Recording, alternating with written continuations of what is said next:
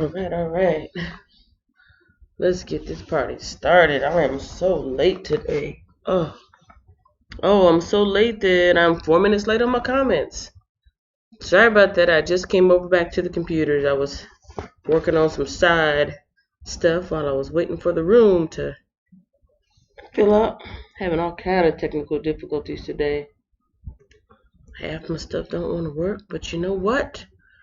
In spite of it all, I will persist. Welcome, my friend Erica Renee. These weekend readings aren't as rushed as my weekday readings, but they're harder to do because I'm actually able to take a nap in between and oversleep. So I apologize for those who may have been waiting for me at 7 or at least 7:30. Yeah, that wasn't going to happen today. Like I said, technical difficulties, aka my phone alarm didn't go off. So I apologize again. Alright, I think I've had this going for about 10 minutes now. Yes, 10 minutes, which means everybody who's going to be here is probably here now. And so without further ado, let me get this started. Take a swig of this juice, which is good for me, but not good at all. Oof.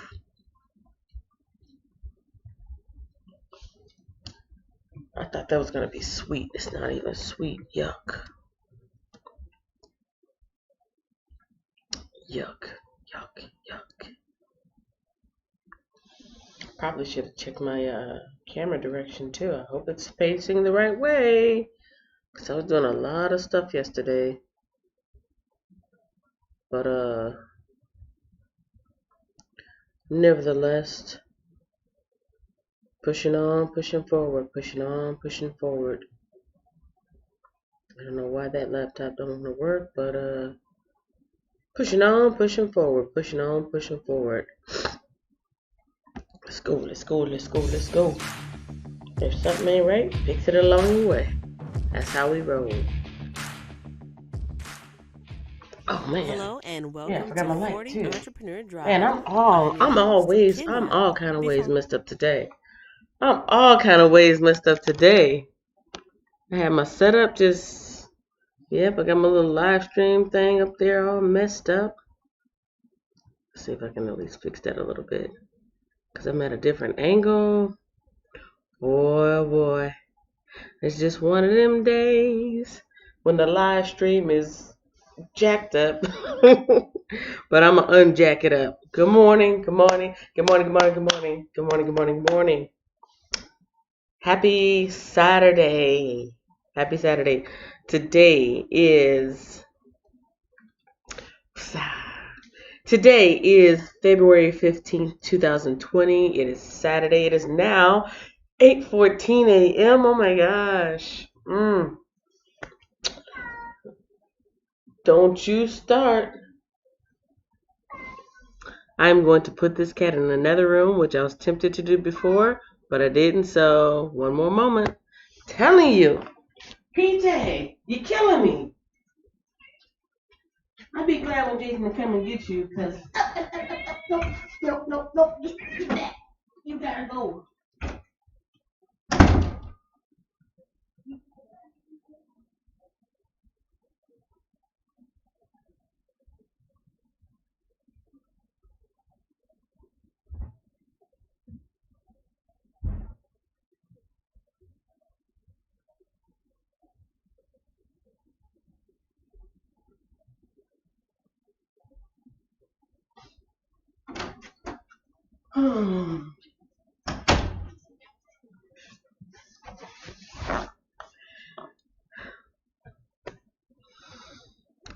We'll start again. There's something wonderful and beautiful about having a really affectionate pet, a really affectionate and loving pet. But then when they're just a little bit too clingy and they always want to be around you and they cry when they're not around you, it becomes a thing. Let's try this again. Welcome to 40 Entrepreneur Drive. My name is Kenya. Hello, hello. Today is Saturday, February 15th. It is now 8:15 and I'm ready to read the Bible. So thank you for your patience. The Wiz came in and said, "Morning, not feeling well, but I'm here." Hey, I appreciate that. I appreciate that. We'll just sit back and listen, and I hope the word helps you out in some way, shape, or form, inspires you. And I'm praying for a speedy recovery, whatever the issue is. Push through, push through, push through, push through. I'm talking to myself now, not you. Just the difficulties. It seems so simple. It seems so simple to get on here, but just so many different crazy things. You know what's not crazy? Me reading the Bible. That's what I'm going to do today. I'm at that funny angle again where the light doesn't show up right. Okay, so here I am reading my Bible. I've got my New Believers Compact Bible, First Steps to New Christians. The link to this, if you're interested, is in the description. I've got my guide that I use, which is the Woman's Guide to Reading the Bible in a Year by Diane Storts. Quick screen share to see where we're at. We are still in week 7. Still in week 7, and week 7 is talking about prophecy and purity. We finished Mark at the start of the week, doing Leviticus 13 through 15 today, Leviticus 16 through 18 tomorrow. The checkpoints for here are an upper room, blood and fat, a special turban, cedar and hyssop, and the scapegoat. You know what? I don't know if I missed something or not, but the upper room, like that should have been one of the first things that I read, and I don't remember reading about an upper room unless that was part of the reading in Mark. I think I was looking for that in Leviticus when I double checked these checkpoints, but an upper room. Yeah, that must be Mark. So in either case, yes, we're going to finish this up today. We'll finish this up tomorrow.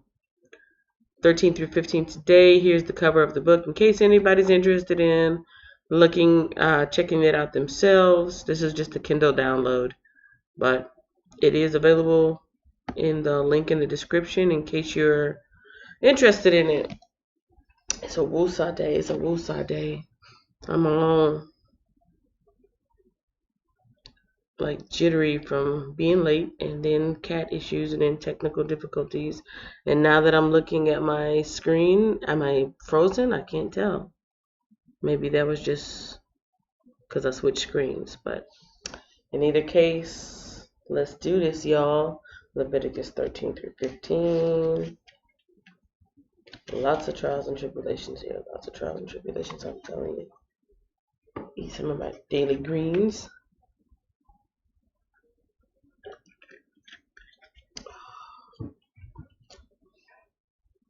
Not good. Good for you, but not good. Let me do a recap of yesterday, which was 10 through 12, right? I think I was mentioning yesterday, how Leviticus, a lot of Leviticus is for me to read through. A lot of Leviticus is like Exodus. It's a bit dry. It's like this daily greens drink that I'm drinking. I thought it was going to be sweet. It's not sweet at all. But it is so good for me and my body needs it. Celery, cucumber, watermelon, kale, spinach, and mint. All I saw was watermelon when I bought it, but it tastes nothing like watermelon. But it's good for me. It's just going to be a little tough to get through because of the taste. No blasphemy intended, but some of these books right here, like the Exodus and Leviticus, is a little difficult to go through because, excuse me, I'm not reading like a typical plot storyline that I'm used to reading, like a story, like especially in the New Testament, it's more plot and more story, more characters. And this is like reading an instruction manual. Honestly, it is, especially Exodus with a lot of the specifics and breakdown of the temple and the tabernacle and the covenant of the ark, and even now repeated in, this is how you need to live. It's important. I'm just giving my commentary, my own personal opinion. It's just like reading an instruction manual. Like, nobody wants to read the instructions when it's time to put something together. You want to put it together and get it done with, right? So anyways, I just thought I'd let that off my chest. That I hope that I'm bringing enough energy into this reading for people to be able to follow along and understand. But there are parts where my eyes glaze over a little bit. Forgive me, Lord. But it's part of the bigger story. Right now, I feel like I'm at the microscope level, and then when I pull out and see the bigger story, it'll come together a little bit more. Enough commentary. How about reading the Bible? Let's see. Now, hope you got the Feeling Better the Wiz, and I have those, and they're nasty. Oh yeah, but it's good for you, right? It's good for you. It's good for you. So I'm gonna make my way to the bottom of that bottle, and I'm gonna make my way through Leviticus. Let's see. Recap. I don't know why I couldn't think of that word. The recap from yesterday was chapter 10, 11, and 12. 10 was the sin of Nadab and Abihu, and that was really sad. I know the Lord said don't be sad here, but they were disobedient and they did something that they shouldn't have done. They put coals of fire in the incense burner and then sprinkled the incense over them. That is not what God told them to do. They were the assistants to the priest, but not only the assistants to the priest Aaron, but those were his sons. Those were his sons, and for being disobedient, they were consumed in the fire from that. And so that's what happened in chapter 10. Let's see, instructions for priestly conduct. This is how you need to behave as a priest. Chapter 11, ceremonially clean and unclean animals. That part was a little bit interesting to me. Chapter 12 was purification after childbirth. And yes, that leads us to chapter 13 today. I'm talking about some serious skin diseases. Serious skin diseases. Let me get my OBS in front so I can see myself. All right. Alright, so I can see myself. Serious skin diseases. The Lord said to Moses and Aaron, if anyone has a swelling or rash or discolored skin that might develop into a serious skin disease, that person must be brought to Aaron the priest or to one of his sons. If the hair in the affected area has turned white and the problem appears to be more than skin deep, it is a serious skin disease, and the priest who examines it must pronounce the person ceremonially unclean. But if the affected area of the skin is only a white discoloration and does not appear to be more than skin deep, and if the hair on the spot is not turned white, the priest will quarantine the person for 7 days. On the 7th day, the priest will make another examination. If he finds the affected area has not changed and the problem has not spread on the skin, the priest will quarantine the person for 7 more days. On the 7th day, the priest will make another examination. If he finds the affected area has faded and has not spread, the priest will pronounce the person ceremonially clean. It was only a rash. The person's clothing must be washed and the person will be ceremonially clean. If the rash continues to spread after the person has been examined by the priest and has been pronounced clean, the infected person must return to be examined again. If the priest finds that the rash is spread, he must pronounce the person ceremonially unclean, for it is indeed a skin disease. Anyone who develops a serious skin disease must go to the priest for an examination. If the priest finds a white swelling on the skin and some hair on the spot that has turned white, and there is an open sore in the affected area, it is a chronic disease, and the priest must pronounce the person ceremonially unclean. In such case, the person need not be quarantined, for it is obvious that the skin is defiled by the disease. Now, suppose the disease has spread all over the person's skin, covering the body from the head to the foot. When the priest examines the infected person and finds that the disease covers the entire body, he will pronounce the person ceremonially clean. Since the skin has turned completely white, the person is clean. But if any open sores appear, the infected person will be pronounced ceremonially unclean. The priest must make this pronouncement as soon as he sees an open sore, since open sores indicate the presence of a skin disease. However, if the open sores heal and turn white like the rest of the skin, the person must return to the priest for another examination.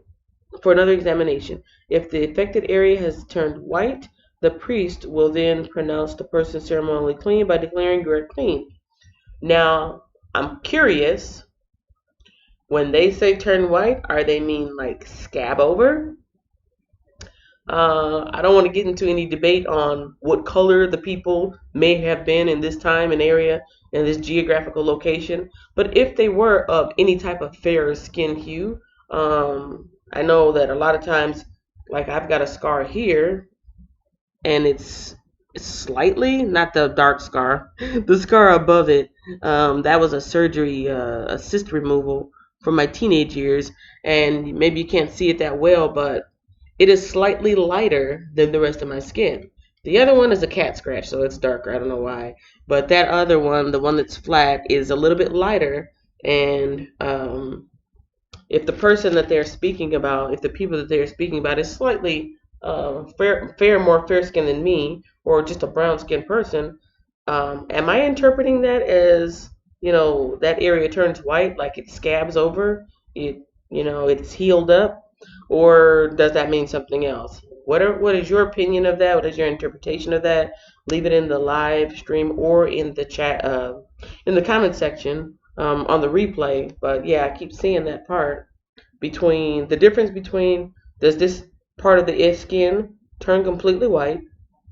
And if so, they're clean. But if it's an open sore, obviously they're not clean, because open sores can transmit diseases. Let me pick it back up in 16 and finish up. However, if the open sores heal and turn white like the rest of the skin, the person must return to the priest for another examination. If the affected areas have indeed turned white, the priest will then pronounce the person ceremonially clean by declaring, you are clean.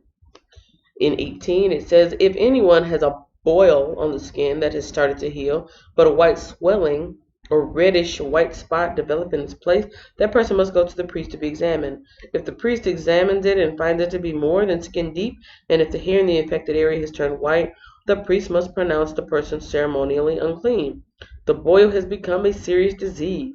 But if the priest finds no white hair on the affected area, and the problem appears to be no more than skin deep, and has faded, the priest must quarantine the person for 7 days.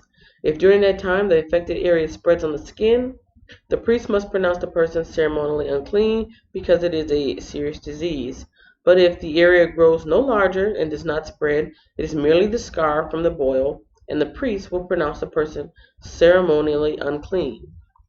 I just remembered that I did pull up some imagery for Leviticus 13. So let me do a quick screen share with you. Let's see. So, let's see. Leviticus 13. Somebody drew a little cartoon here.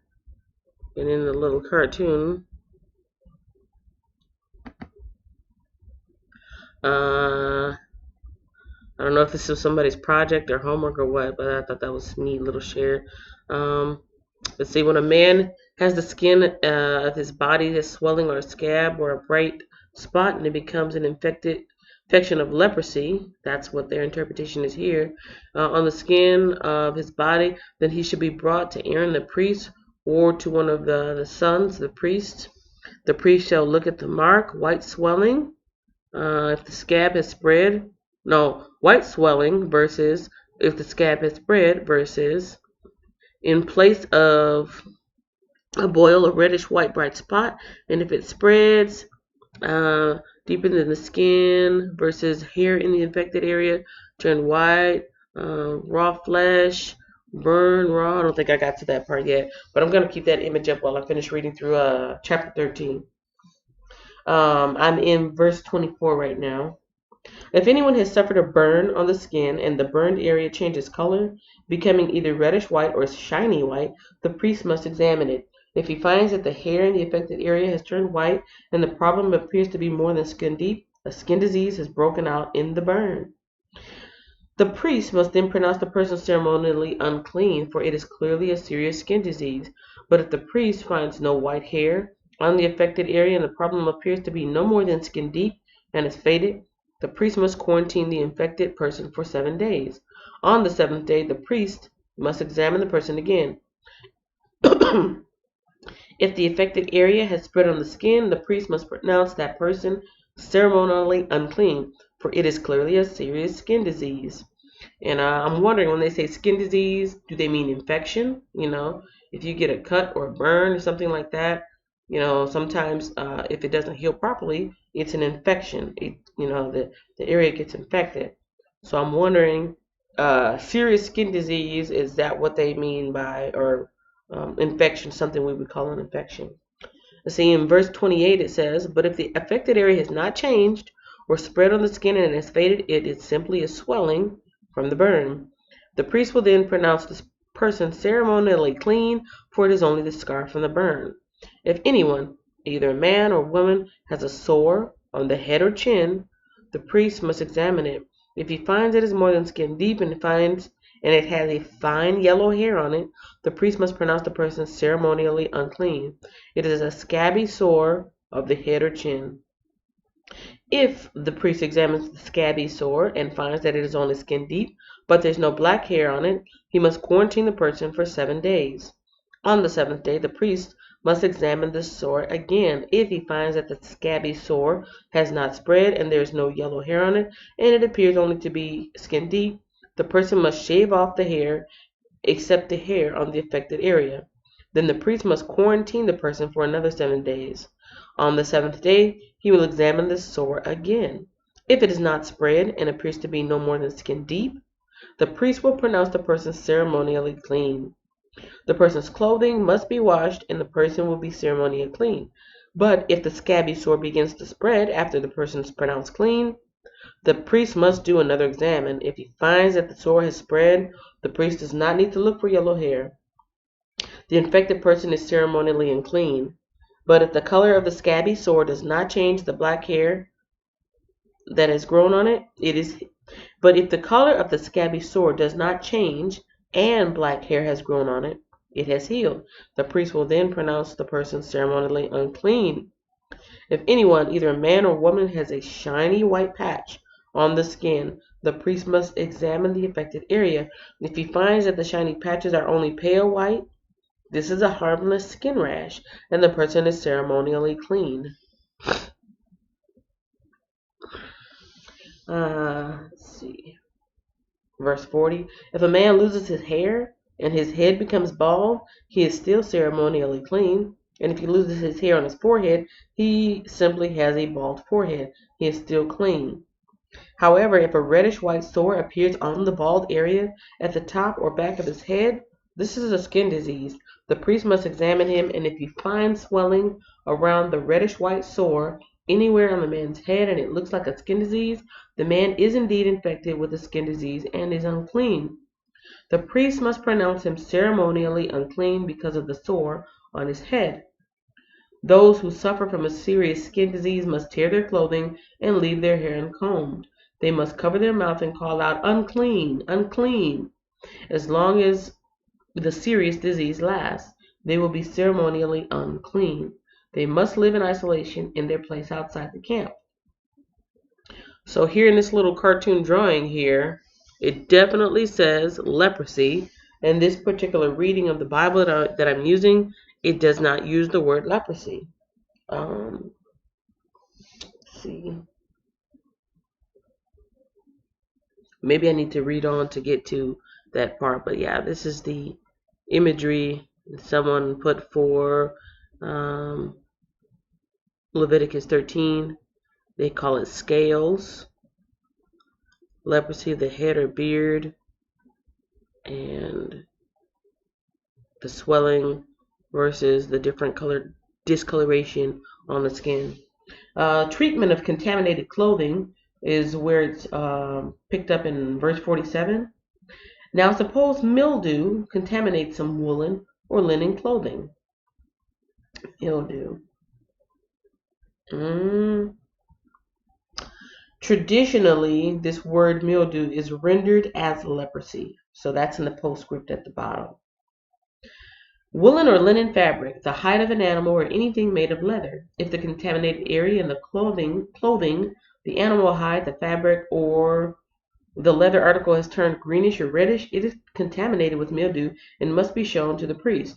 After examining the affected spot, the priest will put the article in quarantine for 7 days. On the 7th day, the priest must inspect it again.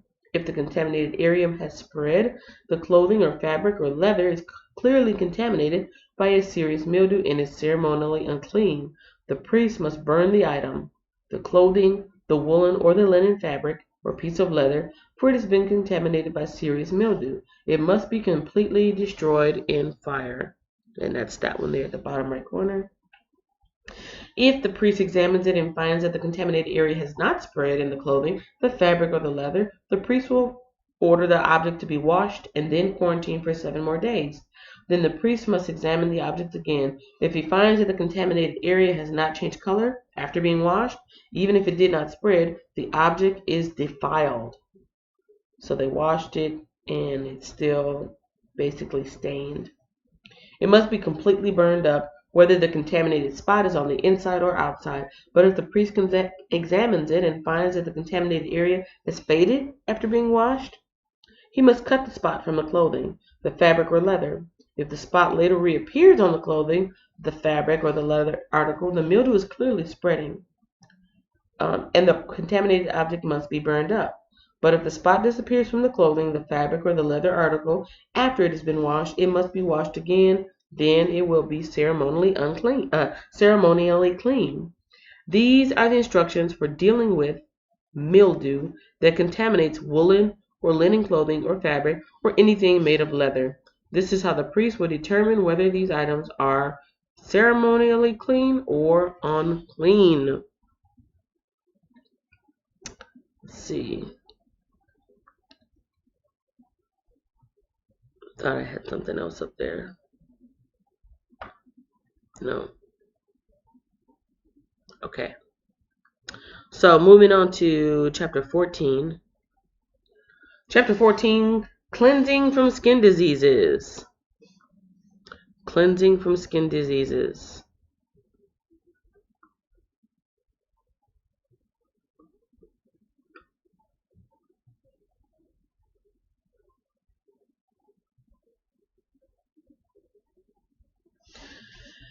Cleansing from skin diseases, chapter 14. And the Lord said to Moses, the following instructions are for those seeking ceremonial purification from a skin disease. Those who have been healed must be brought to the priest, who will examine them at a place outside the camp. If the priest finds that someone has been healed of a serious skin disease, he will perform a purification ceremony using 2 live birds that are ceremonially clean, a stick of cedar, some scarlet yarn, and a hyssop branch. The priest will order that 1 bird be slaughtered over a clay pot filled with fresh water.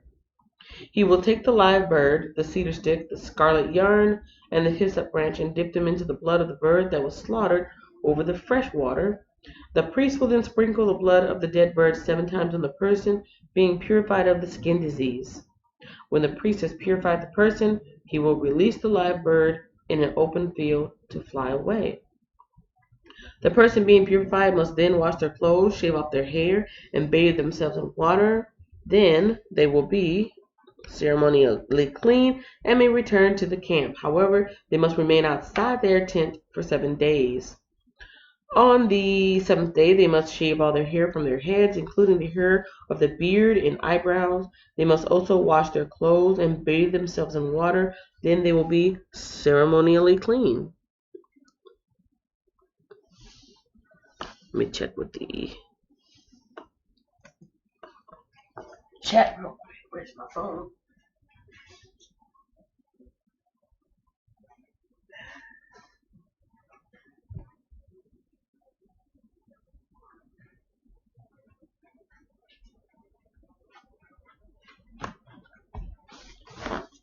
Oh, I cannot see my chat on this phone. What's up with that? I just want to make sure I'm not missing anybody. But at the same time, I don't want to disrupt the imagery here. Okay. Okay, the last thing that was said in the chat was Erica Benet. I have those and they're nasty. Okay. Just want to make sure I don't miss anybody. Let's see. Back to chapter 14, and I believe I'm in verse 10.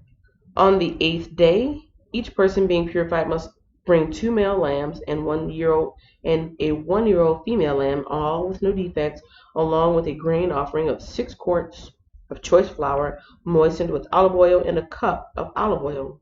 Then the officiating priest will present that person for purification along with the offerings before the Lord at the entrance of the tabernacle.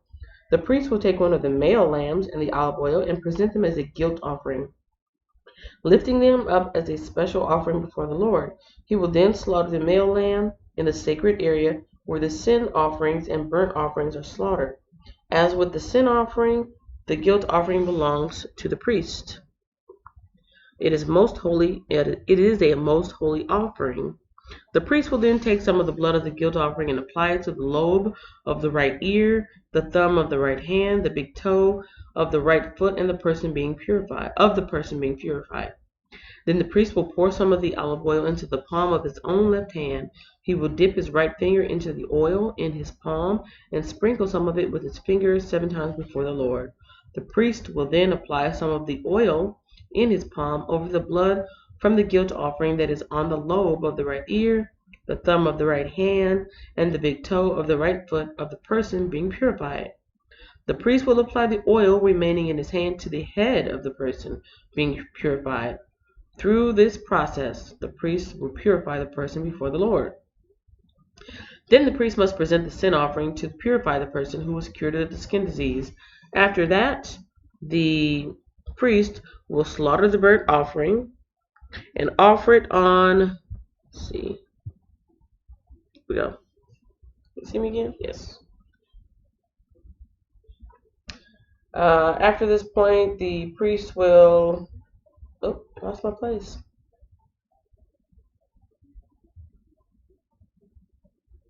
After that, the priest will slaughter the burnt offering and offer it on the altar along with the grain offering.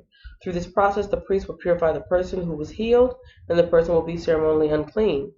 But anyone who is too poor and cannot afford these offerings may bring 1 male lamb for a guilt offering to be lifted up as a special offering for purification.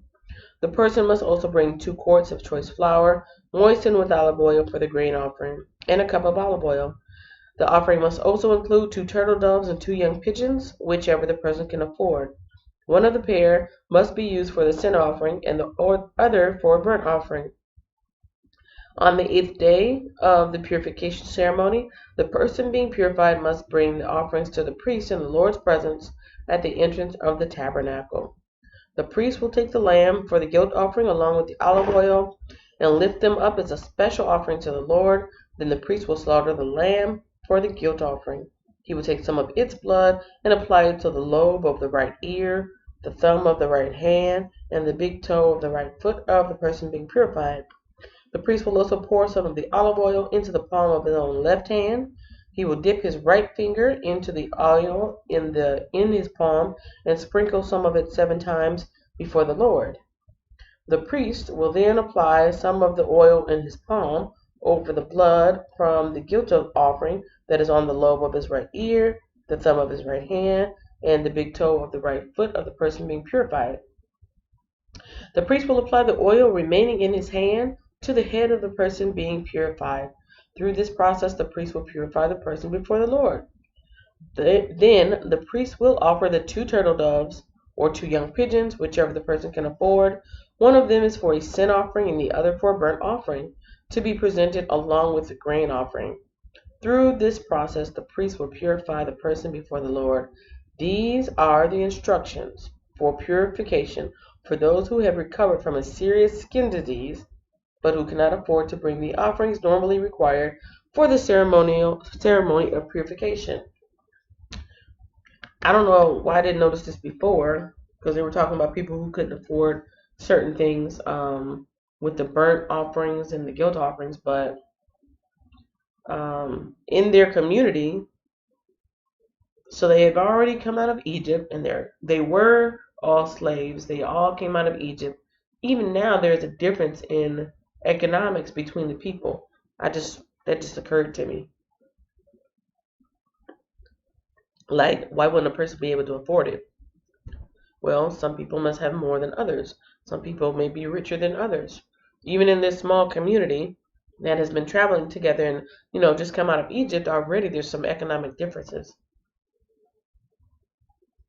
I don't know what difference that may or may not make, but I just thought about that. I mean, they're not living in a commune, is what I'm saying. They're not living in a commune where they're all sharing the same resources. They are, but they're not, because obviously some people can afford a lamb, some people can only afford a turtle dove and some pigeons. Anyways, just thought I'd mention that because I'm like, why would they not be able to afford it? Treatment of contaminated houses is verse 33. Make sure I see the chat. Okay. Treatment of contaminated houses is in verse 33. Then the Lord said to Moses and Aaron, when you arrive in Canaan, the land I am giving you as your own possession, I may contaminate some of the houses in your land with mildew. The owner of such a house must then go to the priest and say, it appears that my house has some kind of mildew. Before the priest goes in to inspect the house, he must have the house emptied so nothing inside will be pronounced ceremonially unclean. Then the priest will go in and examine the mildew on the walls. If he finds greenish or reddish streaks, and the contamination appears to go deeper than the wall surface, the priest will step outside the door and put the house in quarantine for 7 days. See if I have anything for 14.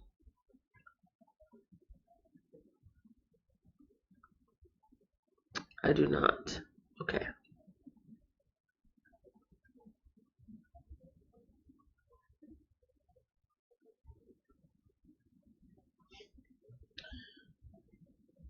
Then the Lord said to Moses and Aaron, when you arrive at Canaan, the land I am giving you as your own possession, I may contaminate some of the houses in your land with mildew. Why? Why? Let me see if there's a postscript for verse 34.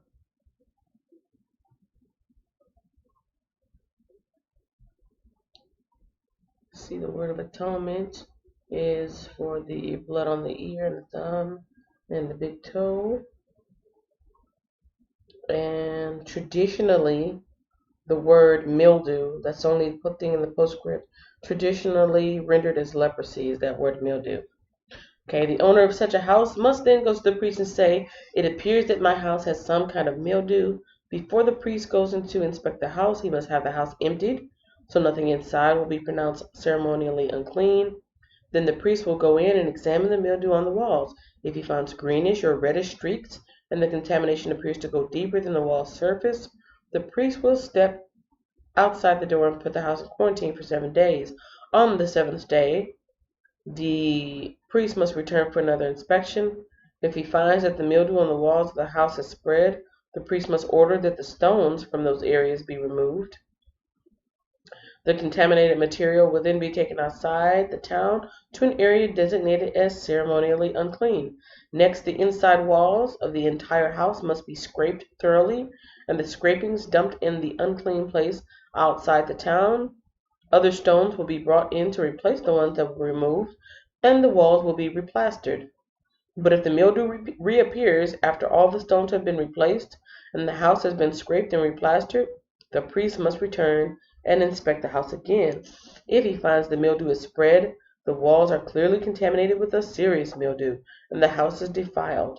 It must be torn down, and all the stones, timbers, and plaster must be carried out of town to the place designated as a ceremonially unclean. Those who enter the house during the period of quarantine will be ceremonially unclean until evening. 2 questions. Is this like documentation of the first dump, like trash dump? What area would possibly be ceremonially unclean? And if it is ceremonially unclean, that means everybody's bringing their nasty stuff there, right? So to me, that's like the dump. Let me know what your interpretation of that is in the live chat or on the replay. But yeah, there is a designated spot for things that are ceremonially unclean. I'm thinking it's a trash heap. I'm thinking it's a dump. And then also, When these people's houses were in quarantine, where did they stay? Did they have to stay with their neighbors? Did they have to camp outside? Did the priest set aside a place for them? But yeah, because they have to have their house in quarantine for 7 days. These are just questions that I'm thinking or saying out loud.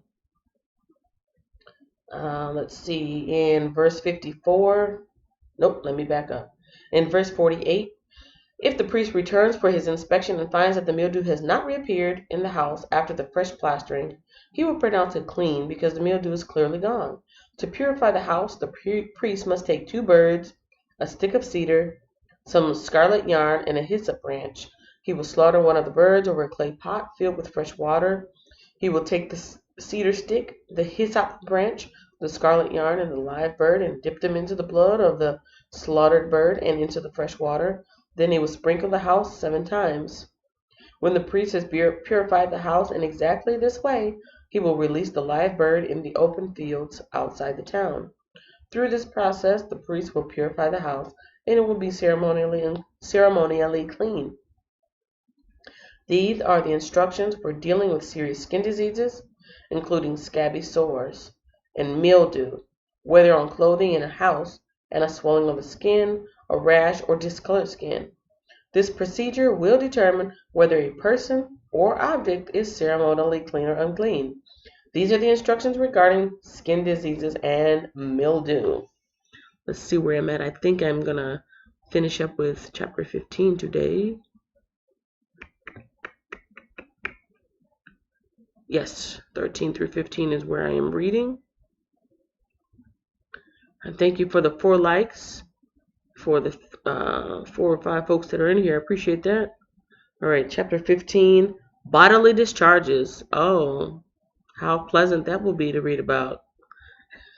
All right. I think I actually do have a screen share for this one.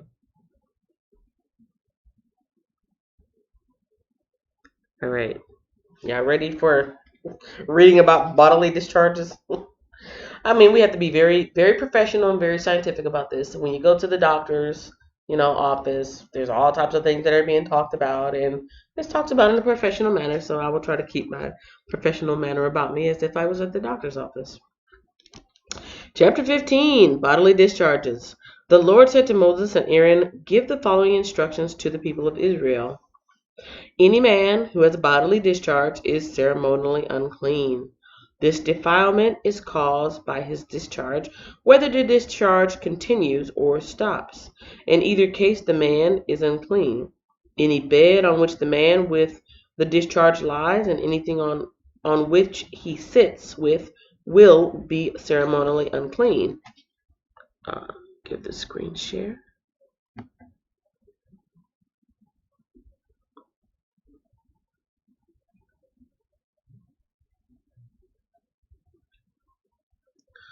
This is courtesy of Doodle Through the Bible. Here we go, Leviticus 15 right here. Pick it back up at verse 5. So if you touch the man's bed, you must wash your clothes and bathe yourself in water, and you will remain unclean until evening. If you sit where the man with the discharge has sat, you must wash your clothes and bathe yourself in water, and you will remain unclean until evening. If you touch the man with the discharge, you must wash your clothes and bathe yourself in water, and you will remain unclean until evening.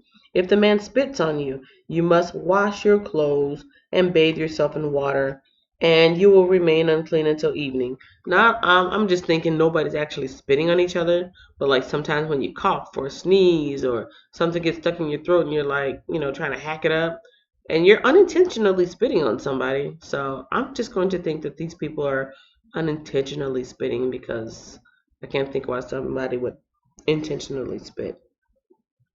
If the man spits on you, you must wash your clothes and bathe yourself in water, and you will remain unclean until evening. Any saddle blanket on which the man rides will be ceremonially unclean. If you touch anything that was under the man, you will be unclean until evening. You must wash your clothes and bathe yourself in water, and you will remain unclean until evening. If the man touches you without first rinsing his hands, you must wash your clothes and bathe yourself in water, and you will remain unclean until evening. Any clay pot the man touches must be broken, and wood utensils he touches must be rinsed with water. When the man with the discharge is healed, he must count off 7 days for the period of purification. Then he must wash his clothes and bathe himself in fresh water, and he will be ceremonially clean.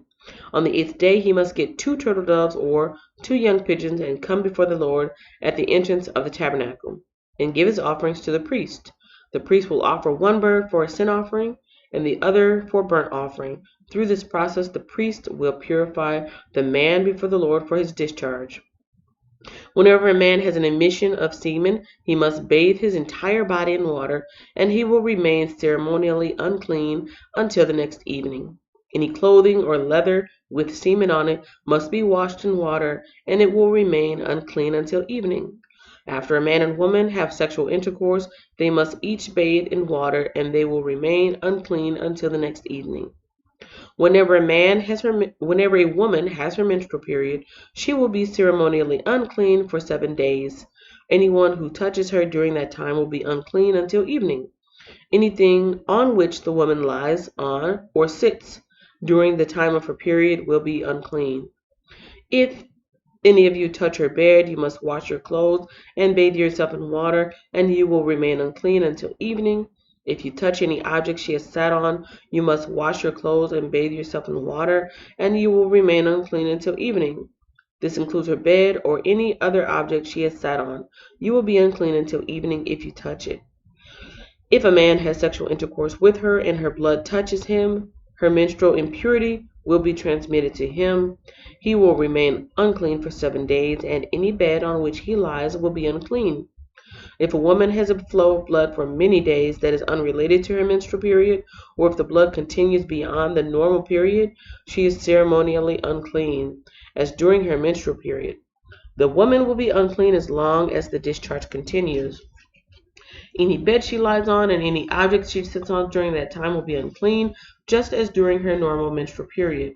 If any of you touch these things, you will be ceremonially unclean. You must wash your clothes and bathe yourself in water, and you will remain unclean until evening. When the woman's bleeding stops, she must count off 7 days, then she will be ceremonially clean. On the 8th day, she must bring 2 turtle doves or 2 young pigeons and present them to the priest at the entrance of the tabernacle. The priest will offer 1 for a sin offering and the other for a burnt offering. Through this process, the priest will purify her before the Lord for the ceremonial impurity caused by her bleeding. This is how you will guard the people of Israel from ceremonially uncleanliness. Otherwise they will die, for the impurity would defile my tabernacle that stands among them. These are the instructions for dealing with anyone who has a bodily discharge. A man who is unclean because of an emission of semen, or a woman during her menstrual period. It applies to any man or woman who has a bodily discharge, and to a man who has sexual intercourse with a woman who is ceremonially unclean. Wasn't that fun, ladies and gentlemen? That was so fun. Yeah, that actually ends verse 15. And that is all I'm covering today. Leviticus 13, 14, and 15 has now been read. It is done. Yeah, got like 10 more chapters to go after this. I hope that you enjoyed today's reading. Hope that you learned something. I hope the visuals were helpful. And on that note, I pray that you are all safe and I hope that you are all safe and have a great weekend. And may these words that I read inspire, educate, inform, and bring those closer to their understanding of the Lord's word and are able to use it in their day-to-day life. I'll see you guys tomorrow morning. Today is Saturday, and I'm going to get out and do some things. Special thanks to Erica Brene, who was the early bird in the chat. Also thanks to the Wiz and to anybody else chilling in the background. Even if you didn't say anything, thanks for being here. Thanks for the thumbs up. Thanks for the support. And on the replay, thank you as well. I'll see you guys tomorrow morning.